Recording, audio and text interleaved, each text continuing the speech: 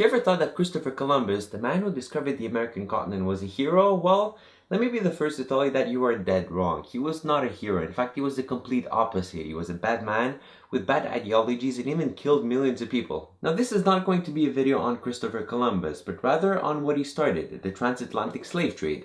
Millions of people were enslaved, they were bought by the Europeans and sent overseas to be brutally put to work in various plantations. It's not going to be pretty. Welcome to Vlogs of Knowledge.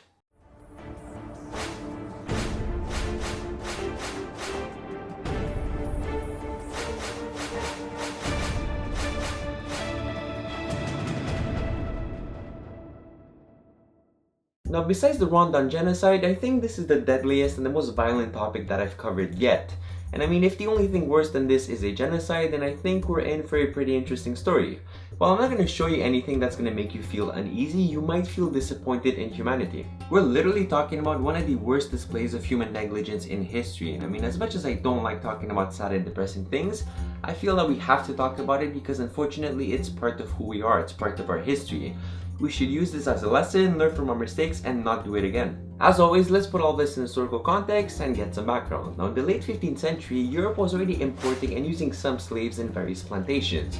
Portugal was the main importer and they were importing a few thousand slaves a year from Africa. Now, relatively speaking, that was kind of okay. Like, generally it's not okay, obviously, but relatively it is because the demand just wasn't so big for slaves. Like, there weren't that many plantations. But unfortunately, one man had to come, one idiot really, he came and he changed everything. His name was Christopher Columbus. For those that think that he was a hero, well, let me be the first one to break that illusion for you. First of all, he was arrogant. Even though mathematicians knew very well that the earth was round and even knew its circumference, the time it takes to go around the earth, he had made his own calculations and thought that he was right and everybody else was wrong. That's a great start. You might say, okay Darius, he thought he was smarter than everybody else. Who cares? Like, how does that change our story? Well, that would have been fine if he kept his ideas for himself, but he didn't, obviously. Instead, he thought he had discovered a faster way to go to India by crossing the Atlantic Ocean. Now, if you really think about it, from Europe to India by the Atlantic Ocean, like, how does that make sense? How would that be faster?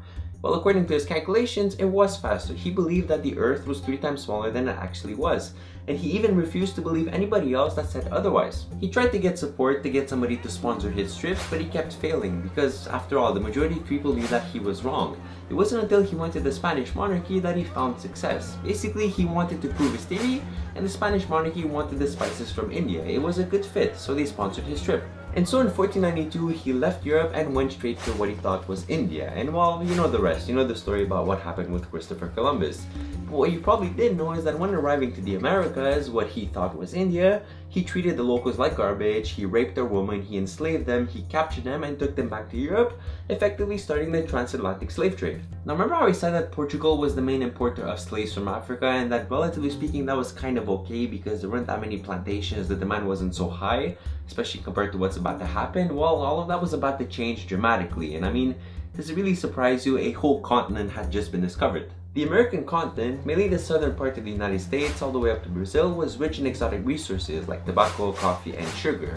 And I mean, the Europeans, they loved these and even became addicted, an addiction that is still seen today. But to get those resources, you need plantations, and plantations need skilled workers that are accustomed to the tropical climate. The local American Indians, they were no good because they were being killed by the various diseases brought forth by the Europeans. And the Europeans, well, they were never going to get their hands that dirty. They were never going to work in a plantation. The working conditions were just too horrible. And besides, it would cost too much. So instead, they had no choice but to go to Africa.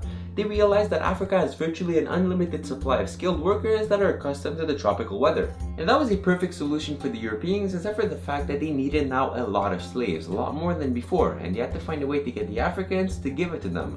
But luckily for them, Africa, as it always seems to be, there's always some war going on in Africa. And what does war give you? Well, it gives you prisoners of war. The Europeans quickly jumped to the opportunity. They realized that if they got the African leaders to fight themselves, there would be more wars, there would be more captive slaves, which then they could buy and send them to the plantations. But eventually, even that wasn't enough, because they just needed a ridiculous amount of slaves, so they had to resort to different tactics. Instead, they started to trade with the Africans. They would sell to them gunpowder and weapons, the perfect ingredient to have more wars. And the Africans, they were happy enough to just go raid villages, bring back slaves to the coast, and sell them to the Europeans. It's actually funny because most Europeans never even went inside of Africa. They only stayed at the coast. They were too afraid of either disease or just getting attacked. They would stay there, wait a few weeks, and when they got enough slaves, they would set sail for America. Once in America, they were put to work in a plantation in really horrible working conditions to get the maximum resources that they could to bring them back to Europe. And this kind of completes the three-way trade, right? You have Europe that's selling guns to Africa in exchange for slaves. The slaves are then being brought to America to get the resources, and the resources are finally brought back to Europe. It's like a three-way thing. Out of those three trips, the middle passage, as they like to call it, was the worst. The one from Africa to America across the Atlantic. It's really the most degrading part of our story. Like, the Europeans, they wanted to have as many slaves as possible in one ship, and that resulted in horrible living conditions while on that journey. For one, the ceilings weren't even high enough for them to sit properly. They barely ate, a lot of them died from starvation or even disease. Women were subject to sexual abuse left and right, and if you were pregnant, well, good luck. Like, you were literally stuck in that ship, sometimes for up to 12 weeks in those horrible living conditions. Now just think about it for a second. Put yourself in their shoes. Like, your village gets raided, your kids are killed, your grandparents are killed because they're too old, and you're being taken captive. You have no idea where they're going to take you, and that journey could sometimes be up to 400 kilometers. On the trip, they would usually have you carry some very heavy stuff, and I mean, chances are you would probably be dead before reaching the end, before reaching the coast. If you were lucky, and at this point it's debatable to say lucky because some people would have liked to die instead, then you were met with a white man, probably the first one you'd ever seen in your life. That white man then gives your captor some guns and some ammo, and you're put on a ship that's going to, well, you don't really know. You're there with hundreds of other people just like you in horrible living conditions, all heading to the American continent. And when you eventually get there, if you think that your suffering is over, well, I'm kind of sorry for you. Everybody was put to work until they all died. Like, they just didn't care. And if a lot of people died, they would just bring in more people from Africa. In the 4th centuries, that was the Transatlantic Slave Trade. Millions of people were sent across the Atlantic Ocean, and like 20% of them died on the boats. To me, that's just horrible. Like, while all that was going on, Europe was actually flourishing economically for two reasons. For one, they were getting a lot of resources almost for free. Like, you don't have to pay your slaves. But also, their industries were booming because the Africans were demanding a lot of guns that the Europeans had to make for them. It was Europe's wet dream. Like, they had all that they wanted, almost free labor, tons of resources being brought into the country, and their industries were booming because of the Africans. Like, what else do you want? It was just so profitable. That's why it lasted so long. Human greed is unfortunately very ugly. Although it's not all that bad, there were a few ships that managed to rebel, kill the crew members, take control of the ship, bring the ship back to Africa, and eventually gain their freedom, except for the fact that there's like 4 cases like that compared to the thousands where nothing happened. In Haiti as well, during the Haitian Revolution, the slaves managed to successfully rebel against their white owners when they realized that they had them outnumbered 10 to 1. 10 to 1, like 95% of the Haitian population at the time was slaves. So of course, when they realized that they had them outnumbered, they just easily took everything over.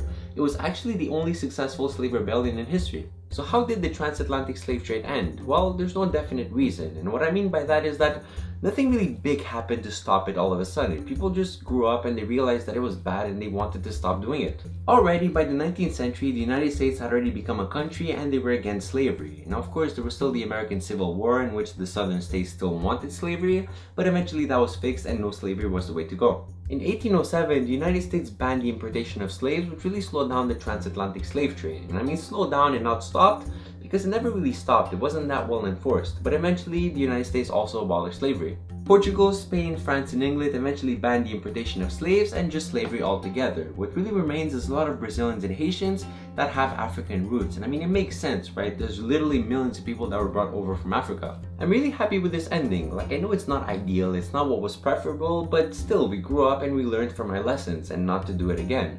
And guess what? The Enlightenment had a lot to do with it. Like, one of the ideas of the Enlightenment was equal rights for all, wasn't it? And that pretty much covers the transatlantic slave trade. So now here are my questions to you. What do you think about this? Like, are you surprised that this happened for so long? Like, this is really degrading stuff. Like, please leave me your thoughts. I would love to know what you think about this. Like, this is a conversation. It's not just a show. I want this to be a two-way thing. And bonus points for you, you might get featured in next week's video as a fan of the week. So leave a comment.